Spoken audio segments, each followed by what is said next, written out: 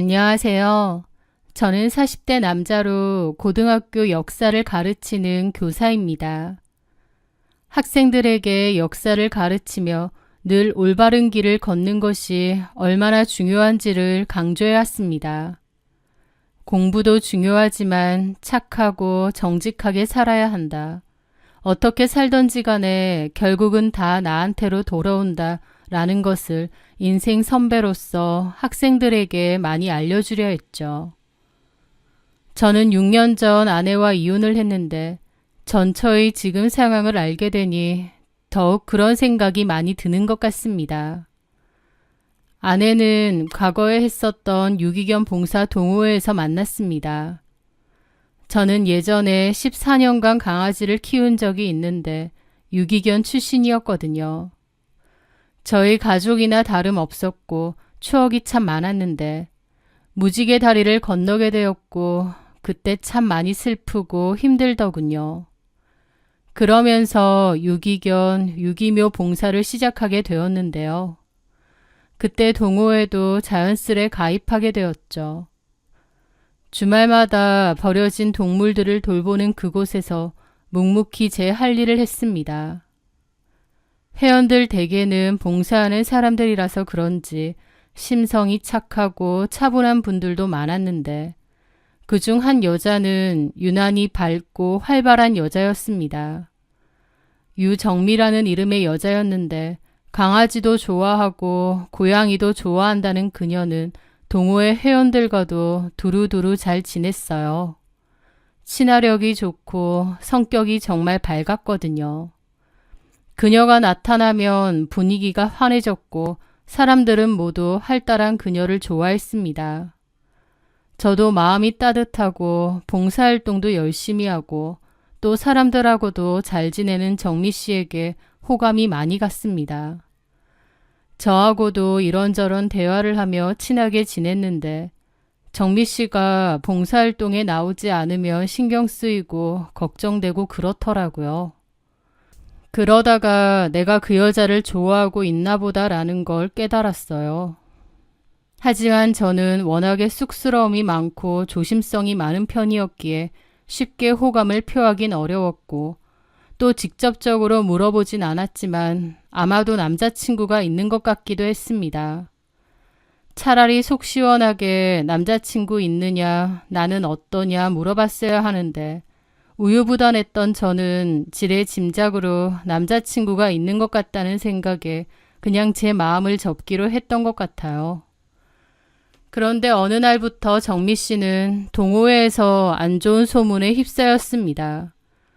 그리고 그 소문이 날 때쯤 더 이상 봉사활동에도 나오지 않았습니다.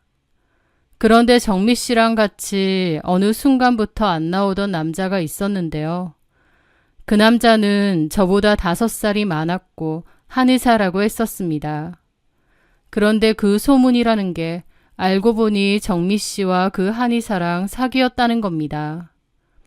동호회에서 사귈 수도 있지만 문제는 그 한의사가 유부남이었다는 거였죠. 애까지 있다고 하고요. 그 둘은 더 이상 동호회에 나오지 않았고 남아있는 회원들은 그 둘을 질책했습니다. 하지만 저는 정미 씨에게 호감이 있었고 제 생각에 정미 씨는 그럴 사람 같지는 않았어요. 뭔가 오해가 있을 거라고 생각했죠. 그래서 고민 끝에 정미 씨에게 연락을 해보게 되었습니다. 요즘 동호회 안 나오던데 잘 지내느냐고요. 정미 씨도 제 연락을 반가워하면서 한번 보자고 먼저 제안을 하더라고요.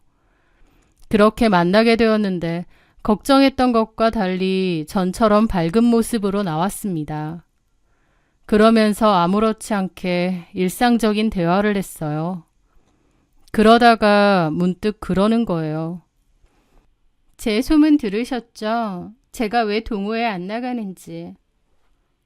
아, 예, 듣기는 했습니다. 다들 저 욕하죠. 정미 씨의 물음에 저는 뭐라고 대답을 해야 할지 모르겠더라고요.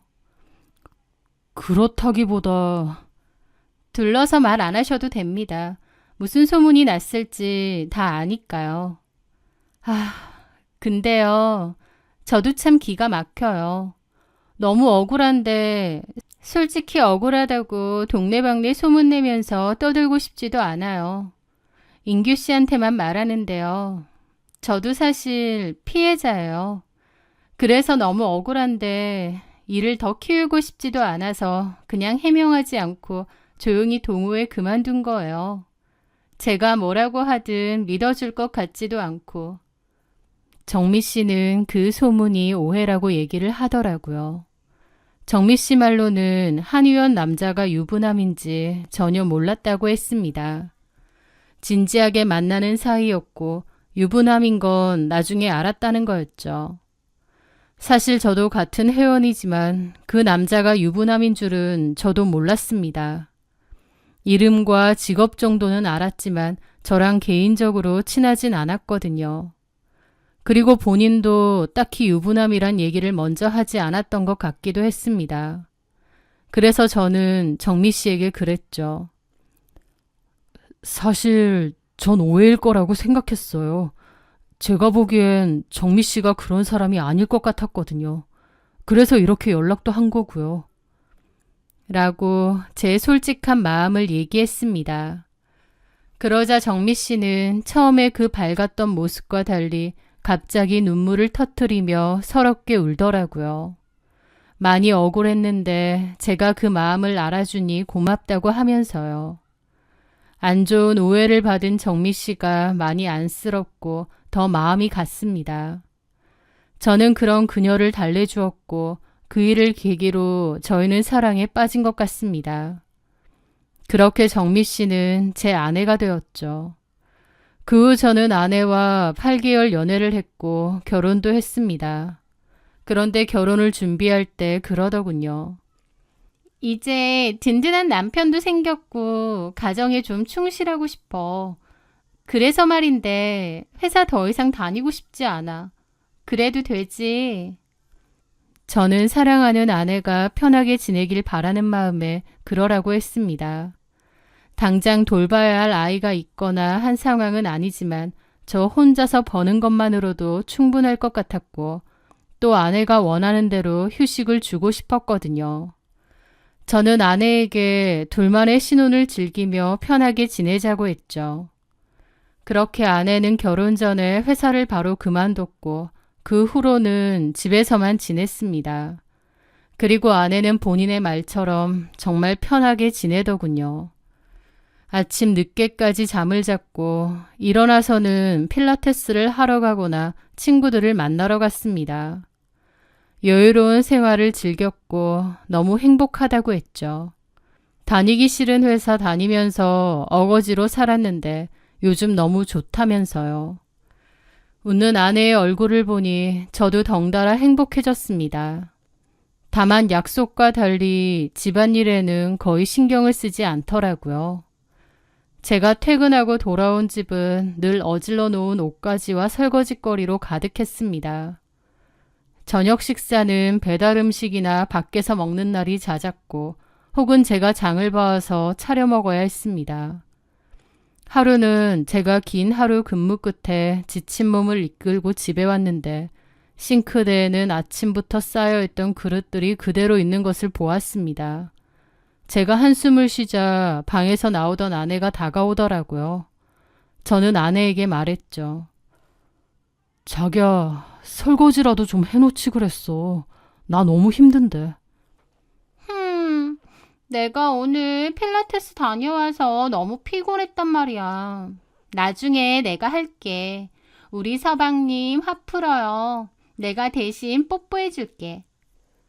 아내는 애교가 정말 많은 성격이었고 제가 조금이라도 서운한 티를 내면 우리 남편이 최고야. 자기가 있어서 너무 든든해 라고 했습니다. 아내는 좀 철딱서니가 없긴 했어요.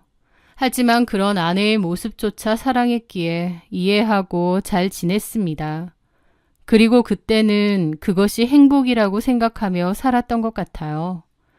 그러다가 결혼 반년도 안 되어 아이가 생겼습니다. 그 후 아이를 출산했고 초반에는 아내가 산후 우울증인 듯 많이 힘들어했습니다. 그래서 아이 목욕시키는 것부터 밤에 우는 아이를 달래는 것까지 거의 모든 육아를 제가 도맡아 했죠. 그렇게 아이는 자랐고 돌이 지났는데 아내는 그때부터 쇼핑 중독처럼 이것저것 많이 사기 시작했습니다. 생활용품보다는 본인을 위한 물품이 많았고 나중에는 제 월급으로는 감당이 안 되는 수준이 되었습니다. 명품 가방, 화장품들, 심지어 우리가 잘 쓰지도 않는 커피 머신이며 가전제품들. 카드 명세서를 보고 저는 할 말을 잃었습니다. 자기야, 이게 다 뭐야? 이번 달 카드값이 400만 원이 넘었어. 뭐가? 그냥 필요한 거 좀 샀어. 잔소리하지 마. 잔소리 안 하게 생겼어? 저의 말에 아내는 기다렸다는 듯이 폭발했습니다. 그래, 다 샀다. 어쩔래? 내가 이런 거 하나 내 마음대로 못 사? 아, 진짜 구질구질해. 돈 쓰는 거 가지고 뭐라고 하는 거 딱질색이야. 당신 이렇게 쪼잔하게 나오니까 내가 사내 우울증도 걸렸던 거야. 내가 왜 이런 쥐꼬리만한 교사 월급에 맞춰서 쩔쩔매면서 살아야 되는지. 진짜 결혼 잘못한 것 같아. 아내의 거침없는 말이 비수처럼 가슴에 날아와 꽂혔습니다. 지금 뭐라고 했어? 결혼 잘못한 것 같다고? 그래, 내가 미쳤지. 당신 같은 남자랑 결혼한 내가 미친년이야.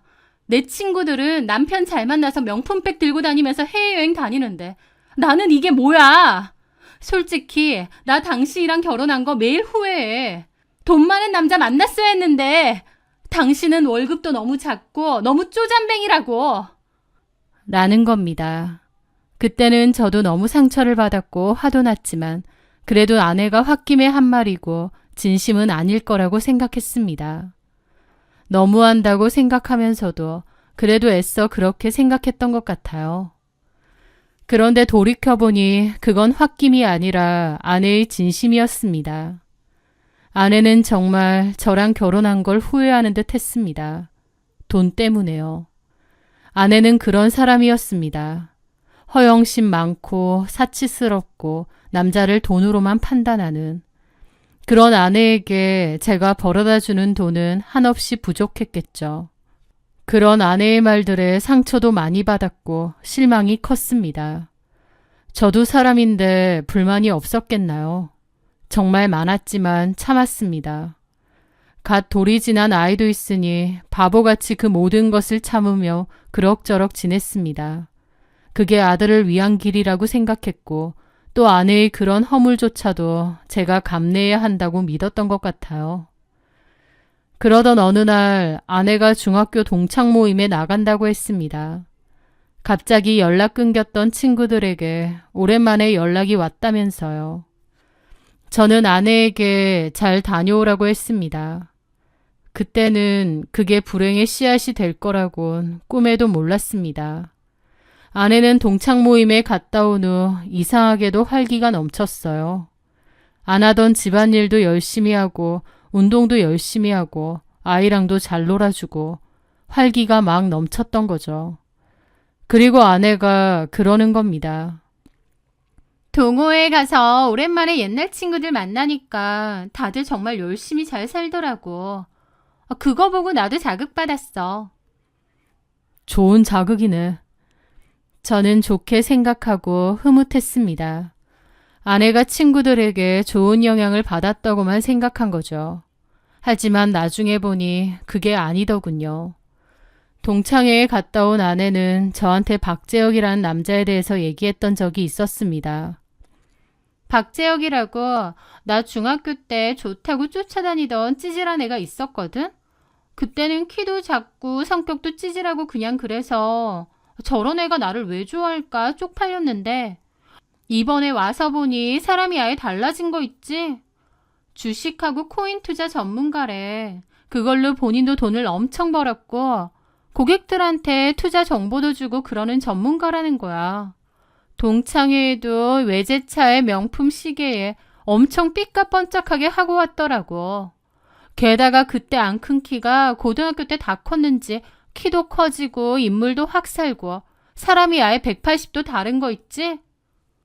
아, 그래? 참 신기하더라니까. 저는 그때 그렇구나 하고 말았습니다.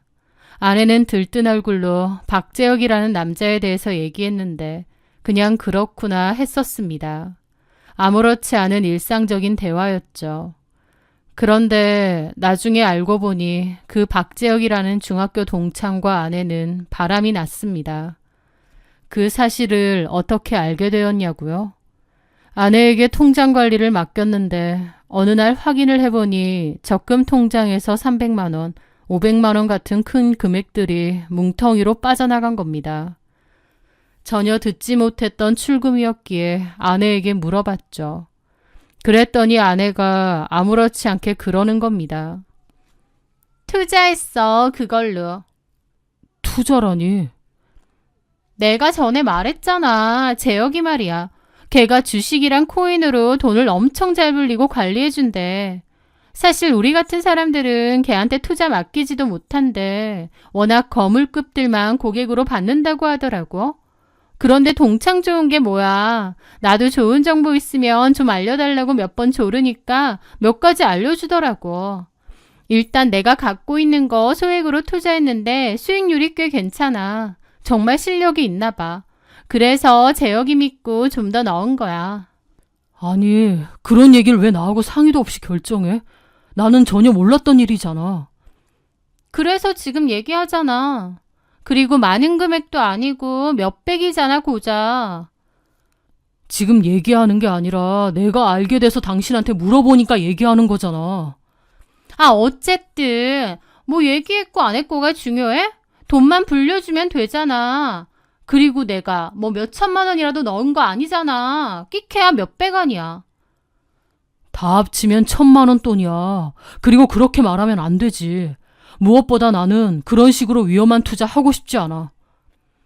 제 말에 아내는 뒷목을 잡더라고요. 너무 싫다. 답답해 진짜. 그러니까 우리가 이 모양 이 꼴로 사는 거야. 우리가 어때서? 돈 잘 버는 사람들이 좀좀따리 월급 모아서 그렇게 사는 줄 알아?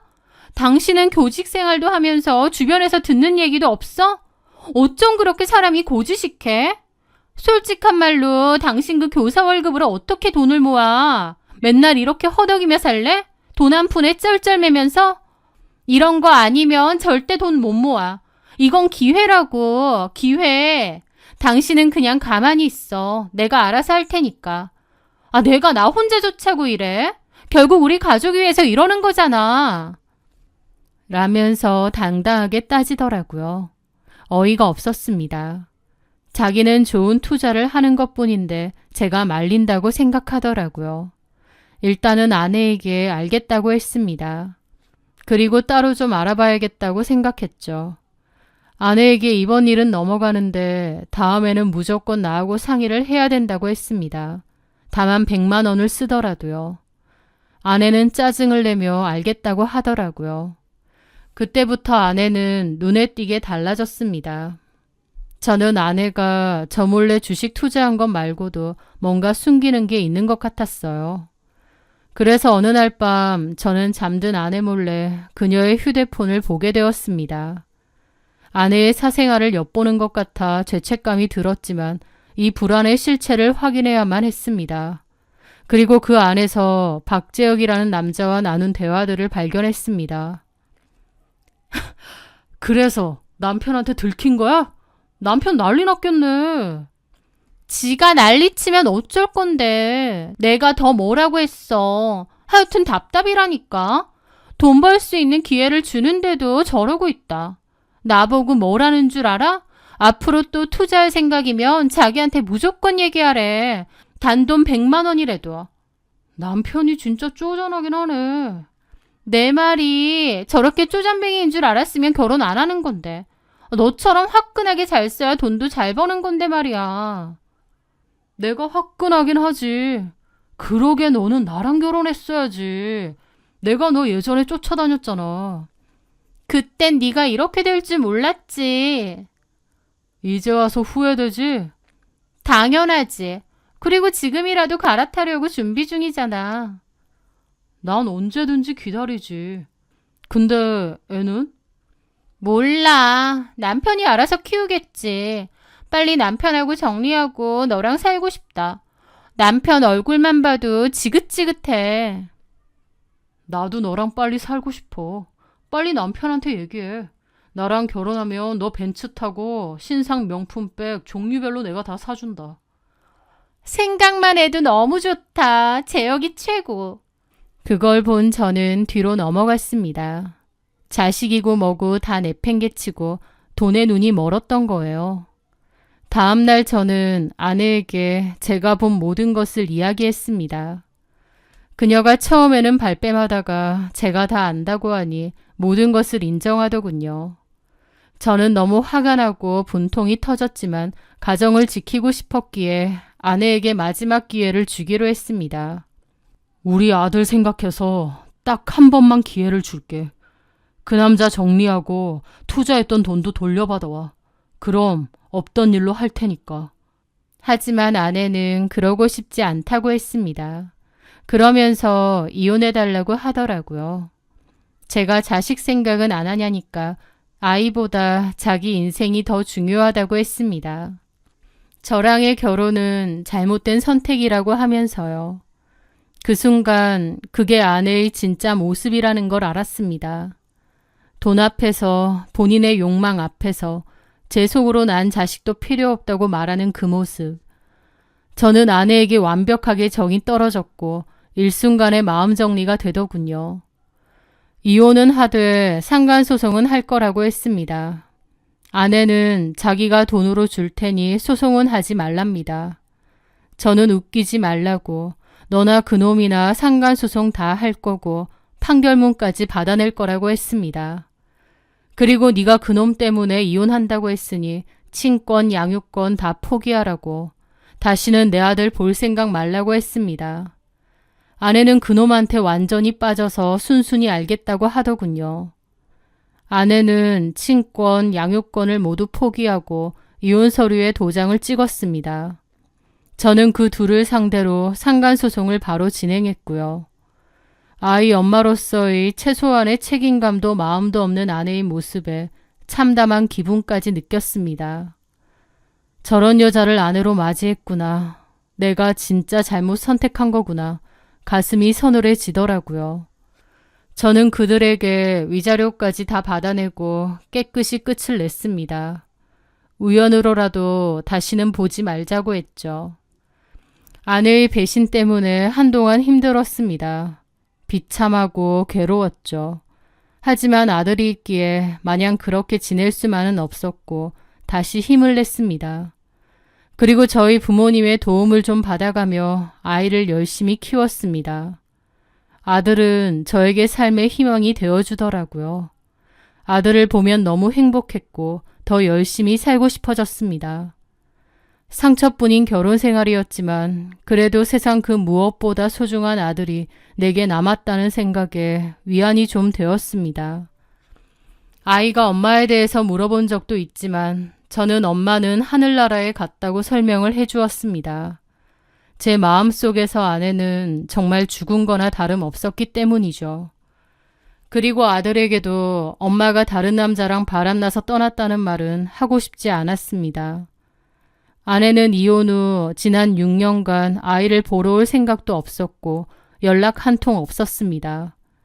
연락해도 아이를 보여줄 생각도 없었지만 무슨 무자르듯 자식을 끊어내는 그 비정함이 소름 끼치더라고요. 하지만 그 와중에 처제는 자기 언니가 도무지 이해가 안 되고 미안하다며 이따금씩 아이 선물을 택배로 보냈습니다. 저는 이런 거 보낼 필요 없다고 돌려보냈는데 처제는 저랑 조카한테 미안하고 이모 노릇이라도 하고 싶어서 보내는 거라며 받아달라고 하더라고요. 그래서 그 후에는 그냥 아이 선물은 받았습니다. 그렇다고 전 처가 식구들과 따로 연락한 건 아니고 전처에 대한 소식도 들은 게 없었어요. 그렇게 시간이 흐르고 흘렀는데 얼마 전 우연히 마트 서점에서 처제를 만나게 되었습니다. 아이에게 줄 동화책을 고르고 있는데 저를 알아본 처제가 다가왔더라고요. 어머, 형부 맞네요. 잘 지내셨어요? 저는 좀 껄끄러운 마음이었습니다. 잘 지냈지? 성현이 책 고르러 오신 거예요?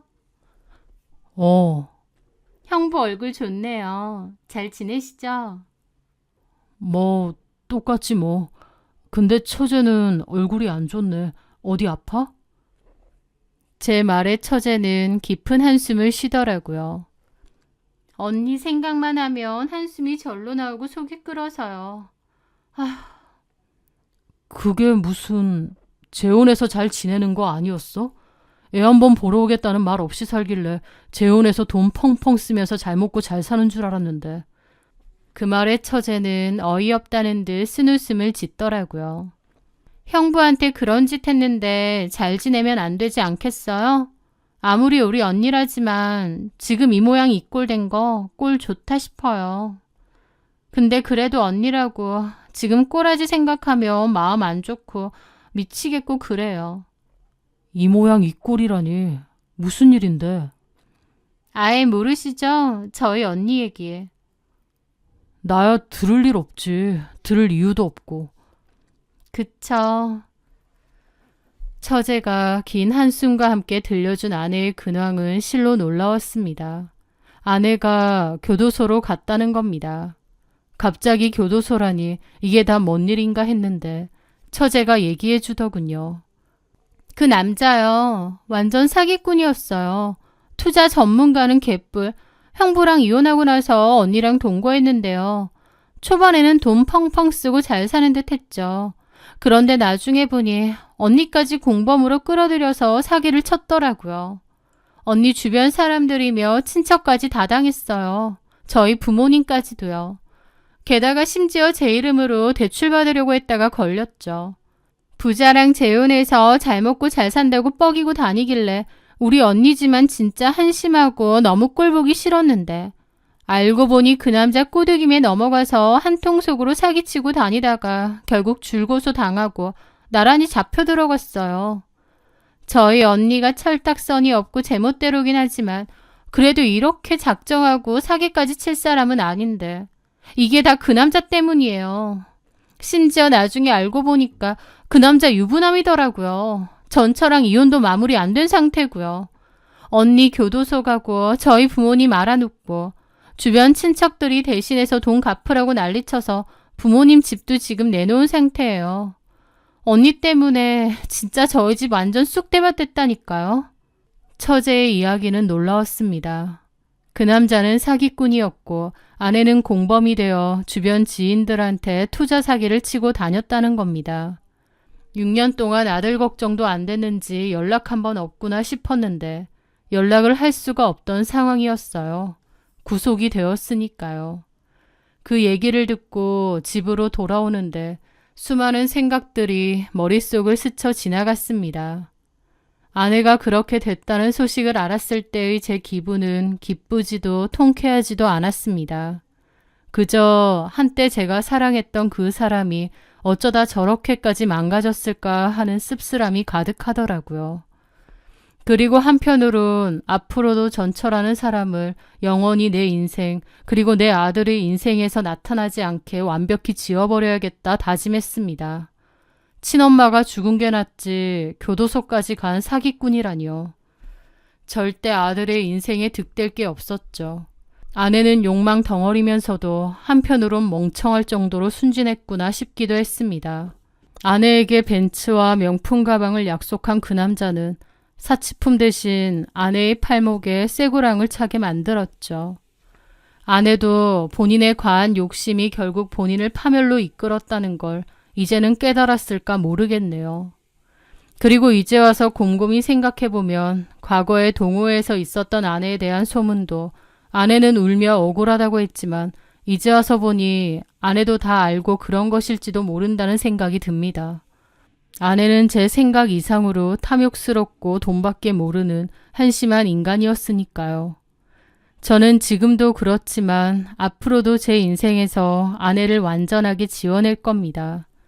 아무리 그래도 아들 걱정도 안 되는지 연락 한 번 안 하네 라는 생각조차 안 하고 아예 모르는 사람처럼 살 겁니다. 아들에게 말했던 것처럼 아내는 이미 죽은 사람이라고 생각하고 살려고 합니다. 저희 아들은 안타깝게도 엄마의 빈자리가 있지만 그래도 저는 제 아들을 위해 최선을 다해 살아가려고 해요. 전처가 그 헛된 욕망만 쫓지 않았다면 소소한 행복을 누리고 예쁜 아들을 키우며 잘 살 수 있었을 겁니다. 물론 제 전처는 그 정도로는 만족이 안 되는 사람이었겠지만요. 저는 아이들에게 역사를 가르치며 늘 이야기합니다. 반짝이는 모든 것이 금은 아니라고 역사는 늘 증명해 왔거든요. 쉽게 얻은 부와 명예는 결국 신기루처럼 사라지고 그 뒤에는 처참함만이 남는다는 것을요. 저는 앞으로 제 아들에게도 화려한 성공과 돈보다는 성실한 하루의 가치를, 또 쉽게 얻는 요행보다는 정직한 땀의 소중함을 가르치며 살아갈 겁니다. 제 사연 들어주셔서 감사합니다.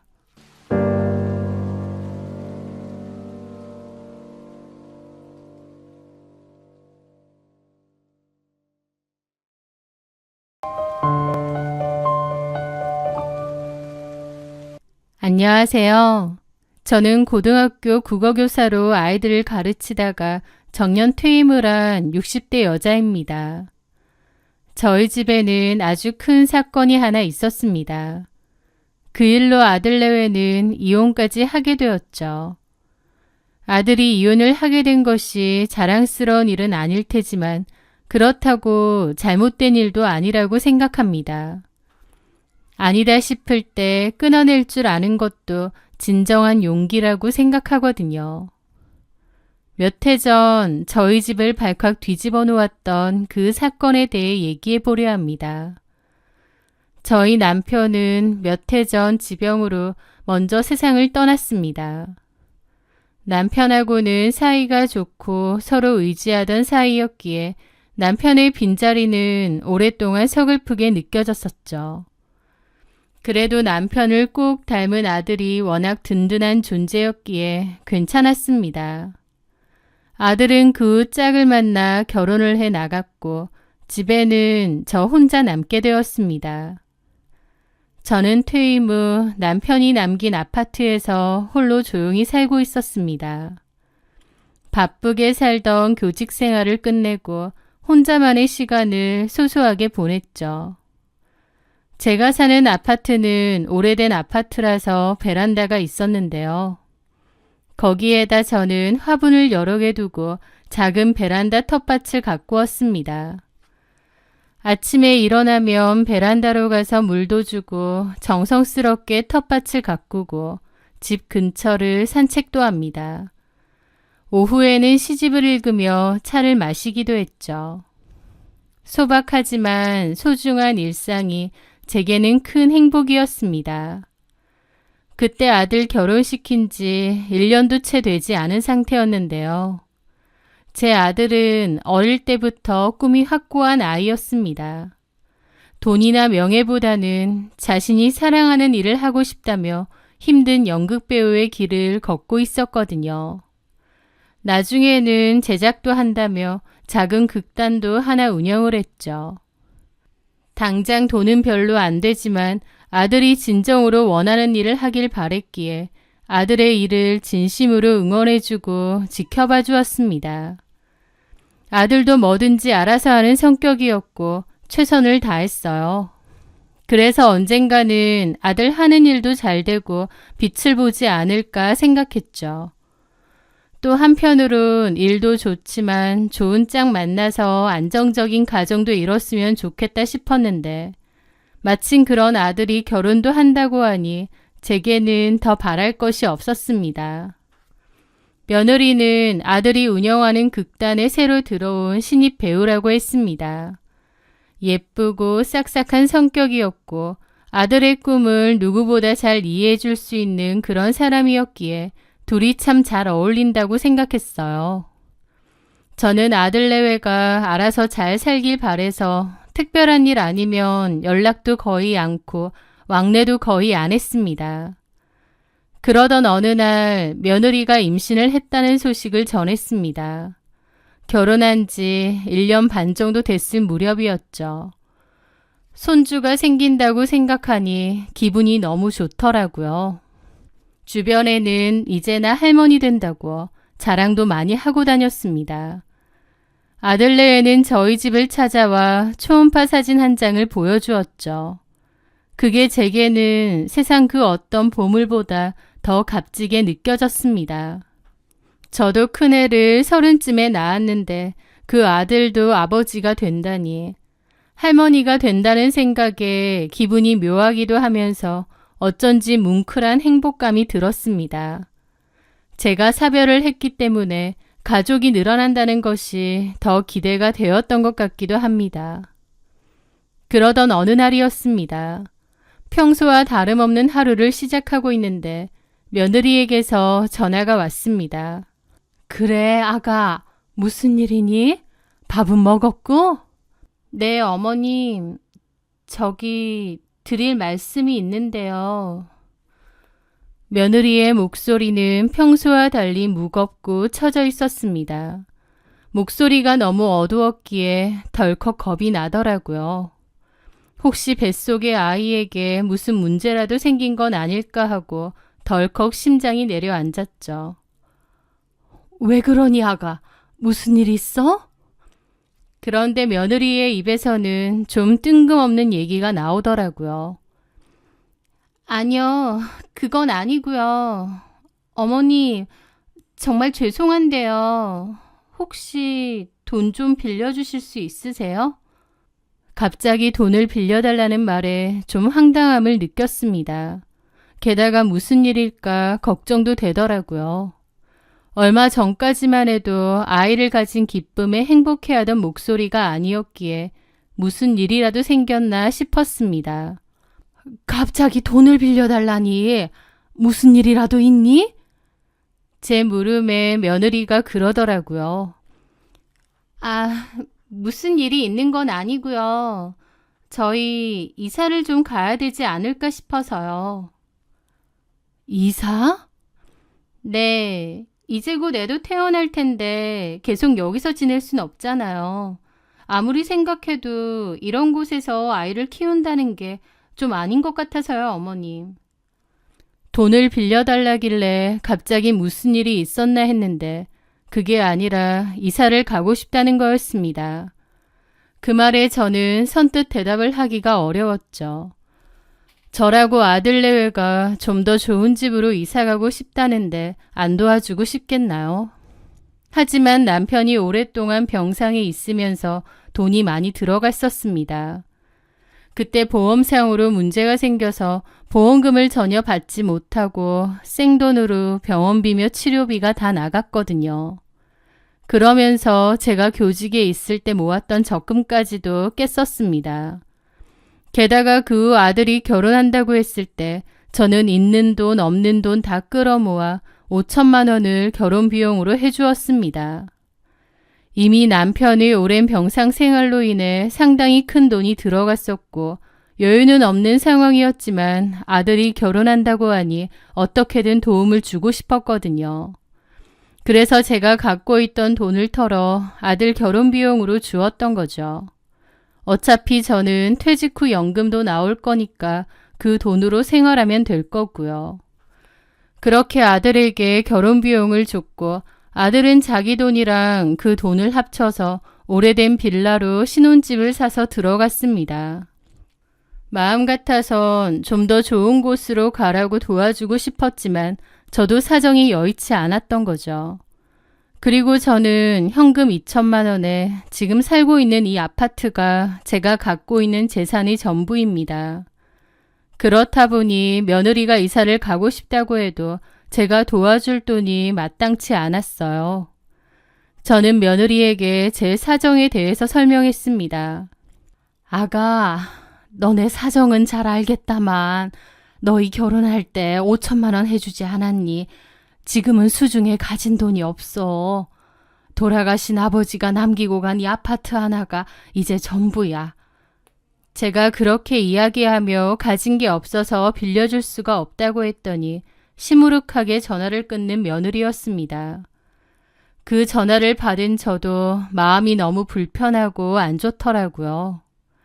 아들내외가 아이 때문에 이사가고 싶어 하는데 도움을 못 주니 제 마음은 오죽했겠나요. 그날 내내 마음이 안 좋았던 저는 오후에 아들에게 전화를 걸었습니다. 아들, 통화되니?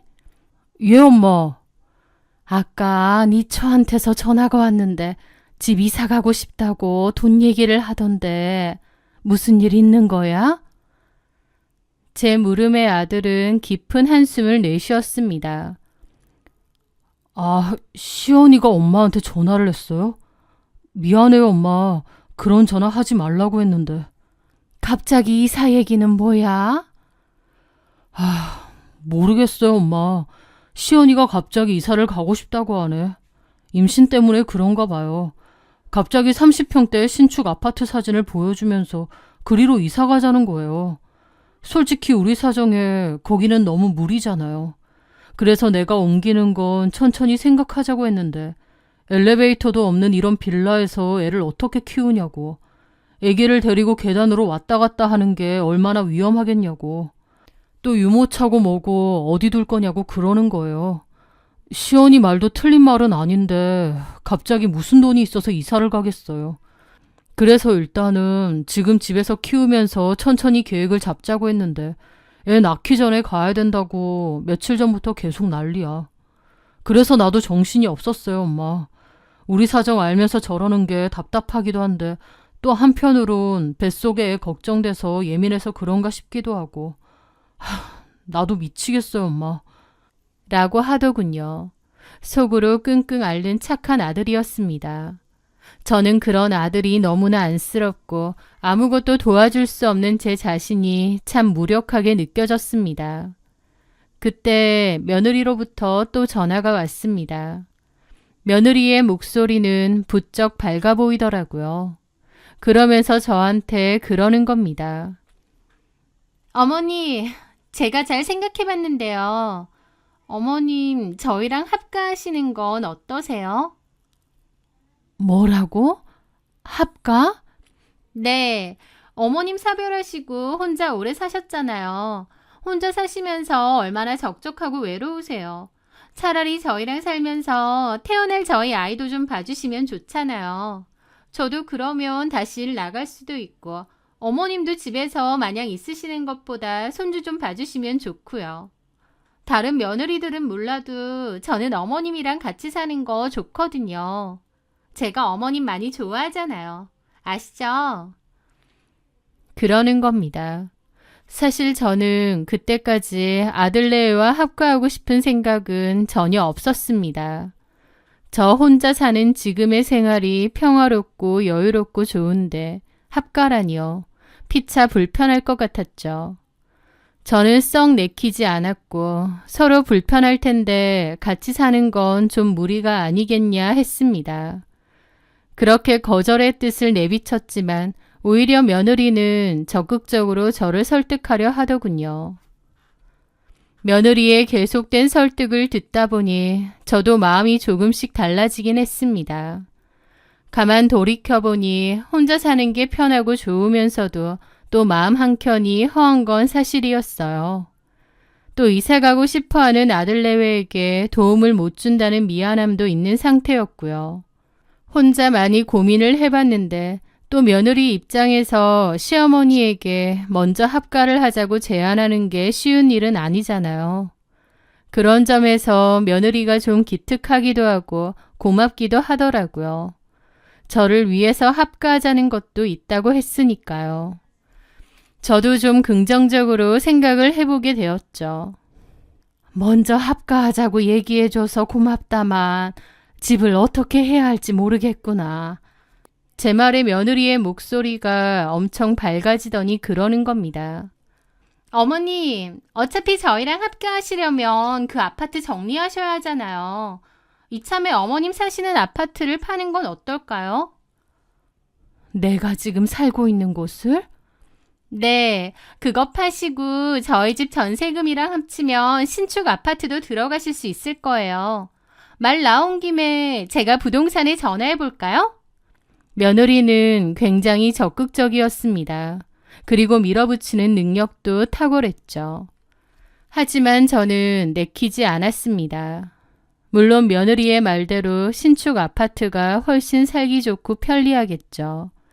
하지만 지금 아파트는 제가 평생 살았던 곳이고 추억도 많은 데다 지금 만족하며 잘 살고 있기 때문에 팔기에는 아쉬움이 많았습니다.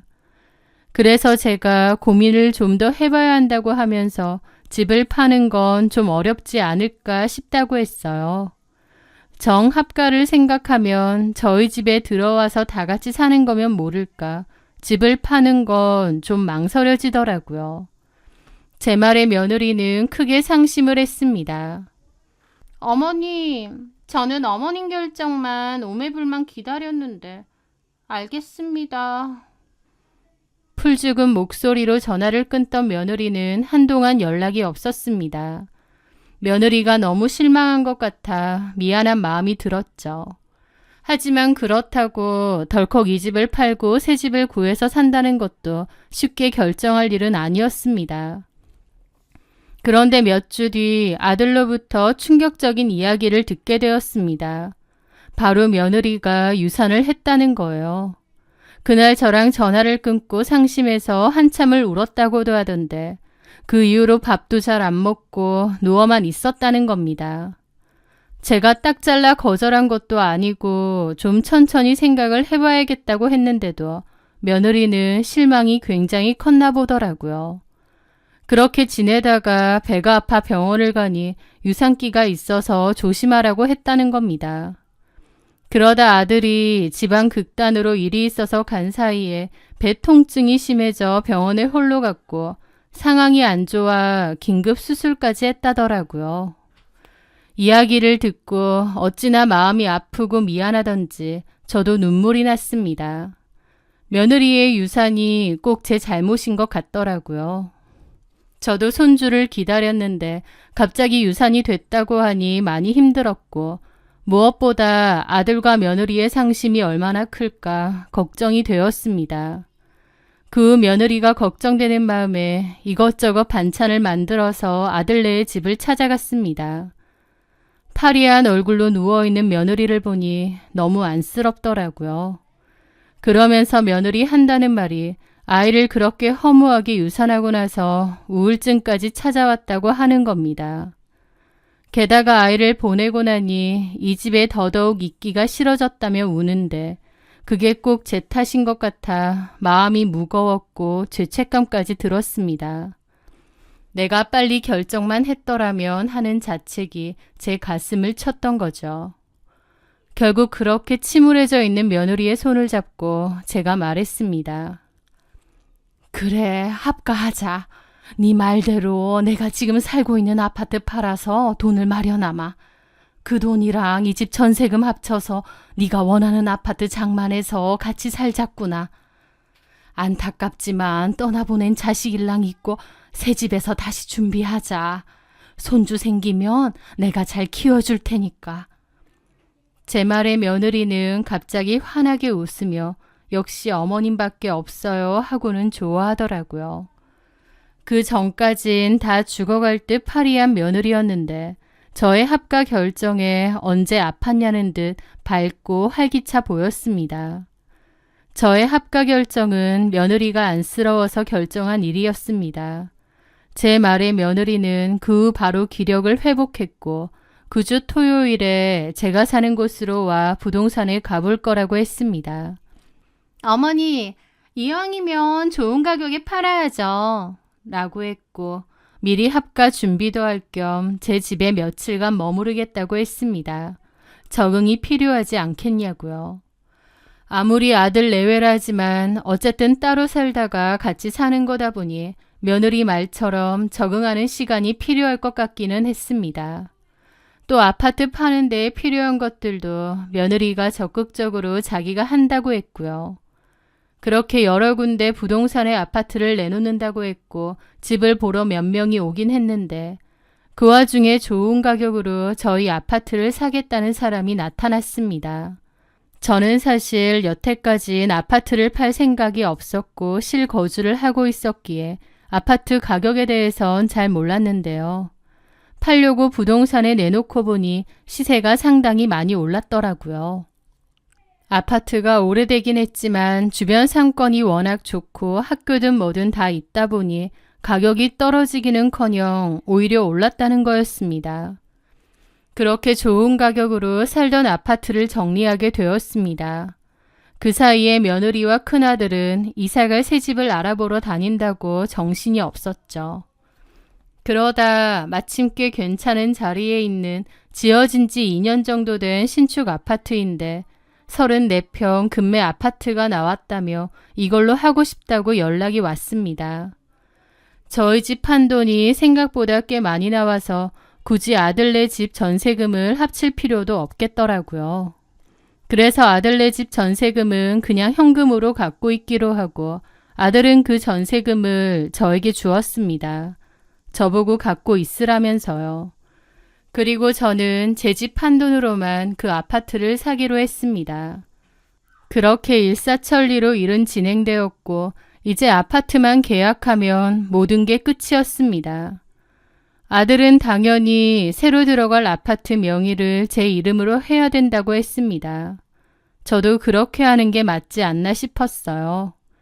그런데 며느리의 의견은 다르더군요. 아파트를 자기 남편인 저희 아들 명의로 하고 싶다고 했다는 거예요. 게다가 그 과정에서 마찰이 좀 있었는지 부부싸움까지 했다고 하고요. 저는 내 명의로 하겠다고 했죠. 그랬더니 며느리가 앞으로 자기들이 저를 죽을 때까지 모시고 살 건데 아들한테 이 집 명의를 해주는 게 맞지 않겠느냐 그랬다는 겁니다. 제가 살던 집 팔아서 아파트를 사는 건데 그걸 왜 아들 명의로 해야 하는지 이해는 안 되더라고요. 하지만 저는 좋게 좋게 이야기하며 일단은 상속 문제도 있으니 내 명의로 매매한 후 천천히 생각하자고 했습니다. 명의야 나중에도 바꿀 수 있으니까요. 사실 왜 며느리가 나서서 명의를 이렇게 해라 마라 하는지 이해는 되지 않았습니다. 하지만 그냥 넘어갔고 어쨌든 그렇게 집을 샀죠. 그리고 그 집에 들어가게 되었습니다. 그런데 이사간 후 저에게는 참 어이없고 기막힌 일들이 벌어졌습니다. 합가를 한 지 일주일도 안 됐을 때였습니다. 며느리가 갑자기 자기 언니가 이혼을 하게 됐다며 오갈 데가 없는데 당분간 같이 살아야 될 것 같다고 했습니다. 어머니, 저희 언니가 형부한테 쫓겨났대요. 갈 데가 없어서 지금 찜질방에 있대요. 어떡해요, 어머님. 며느리의 이야기를 듣고 너무 놀랐습니다. 친정 부모님도 멀리 떨어져 사시기 때문에 도움받기도 어렵다고 했고 돈도 없다고 했죠.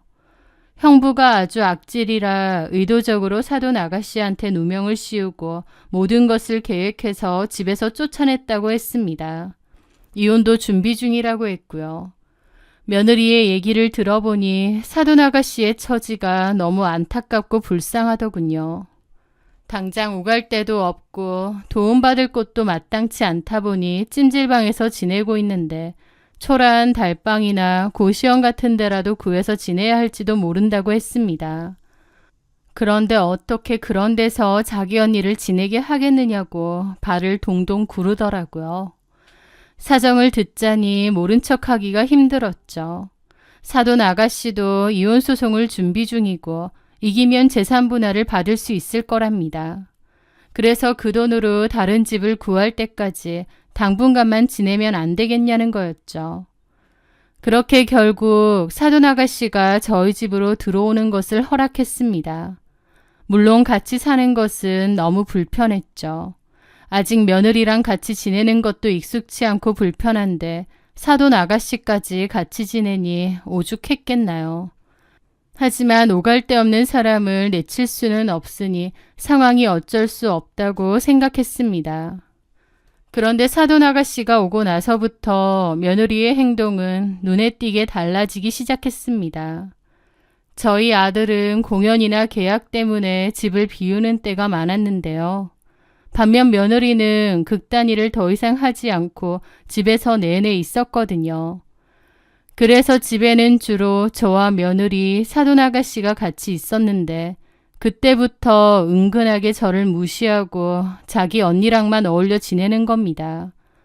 당연히 자기 친언니랑 잘 지내고 편하게 지내는 건 맞지만 문제는 저를 따돌리려는 의도가 자꾸만 보이는 거예요. 내 돈으로 산 내 집인데도 저는 집 거실 소파에 앉아있는 것조차 눈치가 보일 지경이었습니다. 제가 거실로 나와 TV라도 보려고 하면 둘이서 낄낄거리며 속은데다가 갑자기 입을 싹 닫고는 언니, 우리 방에 들어가서 얘기할까? 라며 저를 없는 사람 취급하고 방으로 들어가 버리기 일쑤였습니다. 둘이서는 꼭 붙어 잘 지냈고 저는 싹 모른 척할 때도 정말 많았죠. 이걸 어떻게 말도 못하겠고 너무 스트레스를 받았습니다. 그런데 더 기막힌 건 아들 앞에 선 며느리가 저에게 정말 잘하는 척을 하는 겁니다. 예전처럼 눈웃음 치면서 어머님 그랬고 뭐든지 제 위주로 맞춰주는 척 했습니다. 사돈 아가씨까지도요. 사돈 아가씨도 제 비위를 맞추고 눈치를 보는 척 했죠. 오죽했으면 아들이 사돈 아가씨더러 그랬죠. 처형, 눈치 보지 말고 편하게 지내세요. 아, 어떻게 그래. 얹혀 사는 주제에. 너무 미안해. 제부한테도 민영이한테도. 아, 그리고 무엇보다 사돈 어르신께 제일 죄송해요. 라는데 저는 어처구니가 없어서 말이 안 나왔습니다. 아들이 없을 때는 노골적으로 무시하고 제가 말을 걸어도 못 들은 척할 때도 많고 저희 며느리랑만 제 뒤에서 희희낙낙 거리면서 아들만 있으면 제 눈치를 그렇게 보는 척한다뇨. 기가 막혔죠. 저는 이걸 아들한테 말할까 싶으면서도 또 뭐라고 하겠나요. 제가 어색하고 눈치가 보여서 그렇게 지낸다는데요. 참 애매한 상황이었고 집은 저에게 더 이상 편한 곳이 아니었습니다. 그러다가 어느 날부터인가 둘은 저를 은근하게 괴롭히기까지 하는 겁니다. 그 시작은 아주 사소한 것이었습니다. 아들이 지방 공연 때문에 며칠 집을 비운 날이었는데요. 며느리는 저녁 식사를 차리며 제 앞에만 두부구이를 한 접시 놓아주었습니다. 어머님은 두부 좋아하시잖아요. 언니랑 저랑은 두부 안 먹거든요. 많이 드세요? 저는 아무 생각 없이 두부를 한 입 베어 물었는데 얼굴을 찡그릴 수밖에 없었습니다. 시큼하고 미끈거리는 딱 상하기 직전의 맛이었거든요. 가만 생각해보니 냉장고에서 유통기한이 꽤 지난 것을 봤었던 그 두부인 모양이었습니다. 새아가, 이 두부 혹시 상한 것 아니니? 네?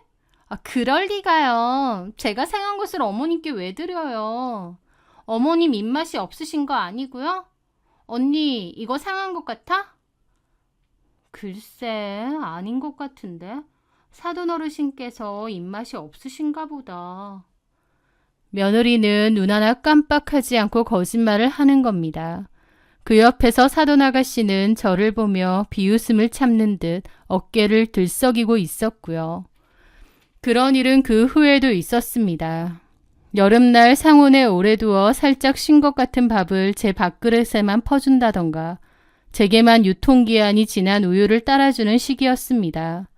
그리고 그때마다 며느리는 어머 제가 정신이 없어서 라며 해맑게 웃을 뿐이었습니다. 도저히 못 참겠더라고요. 며느리가 저를 의도적으로 괴롭힌다는 것을 참을 수가 없었습니다. 그런데 궁금한 건 도대체 왜 그러냐는 거였어요.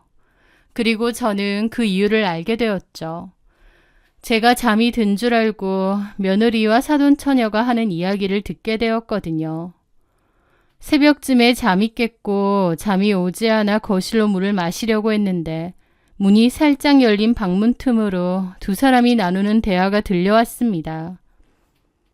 근데 진짜 저렇게 해도 돼? 신밥은 좀 심했다 야.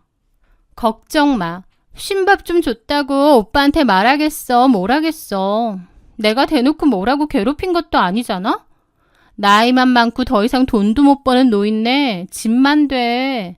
이렇게 하면 본인이 제 발로 기어나간다니까.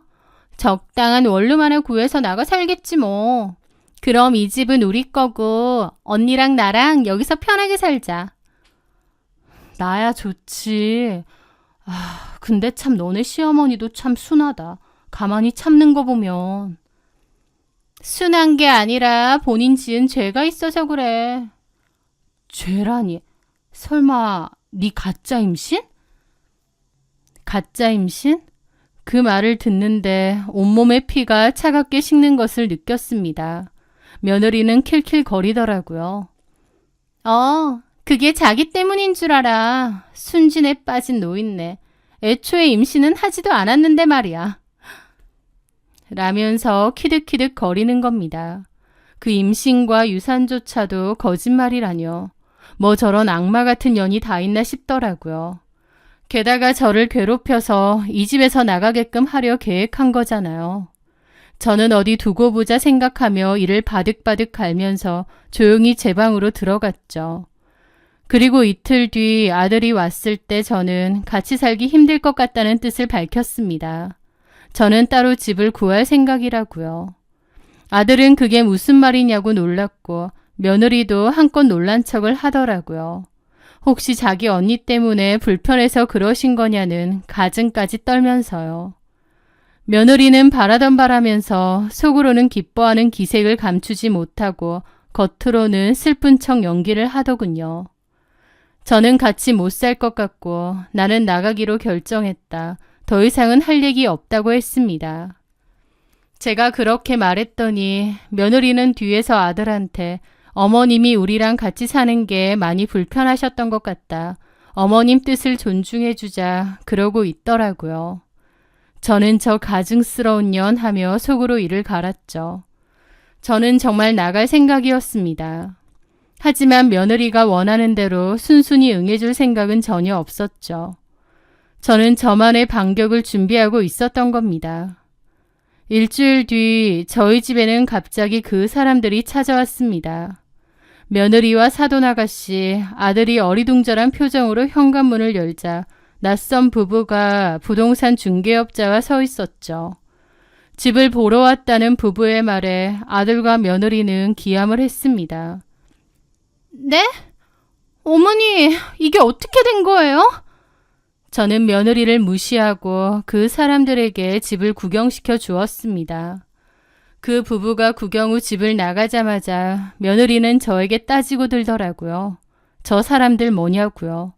그래서 제가 그랬죠.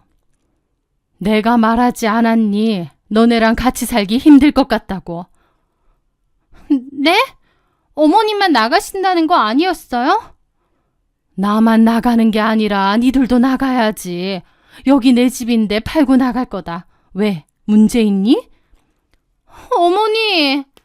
너랑 같이 안 살겠다는 것도 다 너를 위한 결정인데 왜 그러니?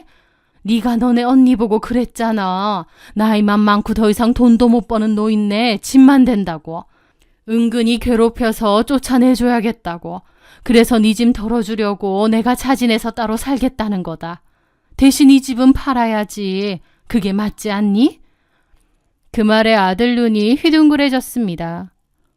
엄마, 그게 다 무슨 말이에요?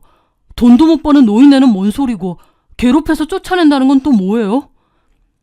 아들의 물음에 며느리는 펄쩍 뛰었죠. 아니야, 오빠. 어머님이 이상한 소리를 하시는 거야. 저는 코웃음 치며 그랬습니다. 내가 모를 줄 알았니?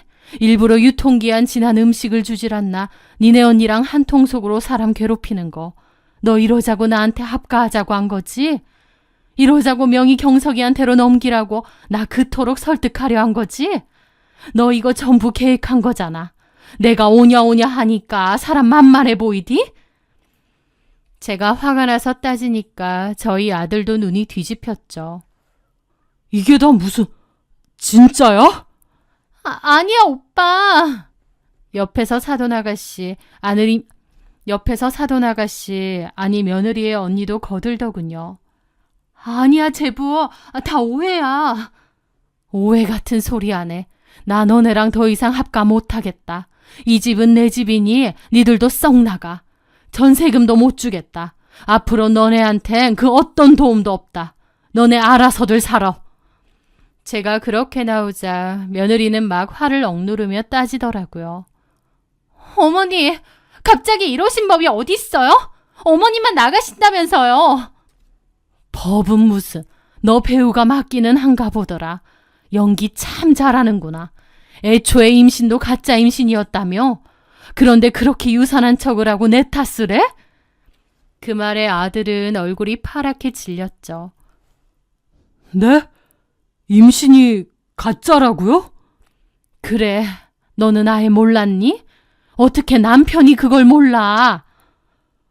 임신 테스트기랑 초음파 사진은 보여줬고 병원은 혼자 가거나 처형이랑 가겠다고 해서.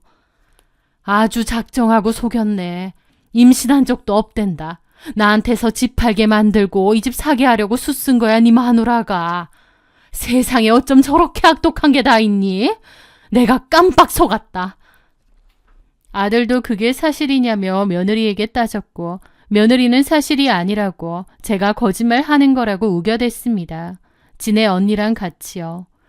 아들은 그럼 당장 병원에 가서 확인하자고 했고 그걸로 간에 만에 실랑이까지 벌어졌습니다. 아들이 무조건 확인할 거라고 나오니 그제야 며느리는 임신 아니라고 이실직고를 했습니다. 아들도 뒤로 넘어가더라고요. 그렇게 아들과 며느리는 집안이 발칵 뒤집어지게 싸웠고 그 후 별것까지 하게 되었습니다. 아들은 제가 따로 구한 작은 집으로 들어와 저와 같이 지내며 이혼소송을 준비했죠. 며느리는 모든 것이 거짓말이고 모든 것이 계획적인 애였습니다. 사람이 그렇게 악할 수 있는지 놀랍더라고요. 임신도 유산도 저한테 좋은 며느리인 척 했던 것도 모두 저한테서 집을 빼앗기 위한 거짓말이었던 겁니다. 지네 언니도 공범이고요. 아들은 결국 다툼 끝에 며느리와 이혼을 했습니다. 며느리 이혼 얘기가 오가자 뒤늦게 울고불고 잘못했네 어쩌네 언니랑 안 살아도 되네 하면서 빌었지만 이미 늦어도 한참 늦었죠. 아들은 완전히 학을 떼고 질렸다면서 이혼은 물론이고 이 업계에도 절대 발 못 디딛게 해주겠다고 으름장을 놨습니다. 그렇게 며느리는 지네 언니랑 거의 쫓겨나듯 이혼을 당했죠. 그 후 저는 아들과 작은 집에서 살면서 새로운 집을 알아보고 있습니다. 아들은 저에게 진심으로 미안해했는데 저는 괜찮다고 했습니다. 저도 한동안은 많이 힘들고 기막혔지만 워낙 천성이 긍정적인 터라 이제는 훌훌 털고 다시 씩씩하게 살고 있어요. 다른 사람을 이용하고 아무렇지 않게 거짓말을 할 수 있는 전 며느리의 정체를 알게 되고 관계를 끊어낸 것만으로도 충분하다고 생각합니다. 아들이 행여나 전 며느리와의 사이에서 자식이라도 낳았으면 그 인연을 끊기가 얼마나 더 어려웠겠나요? 이만하기에 천만다행이라고 생각합니다. 크게 잃는 것보다 작게 잃는 것이 당연히 나으니까요. 여러 일이 있었지만 그래도 결국 제 집도 아들도 다 지킬 수 있음에 감사하며 살려고 합니다. 제 사연 들어주셔서 감사합니다.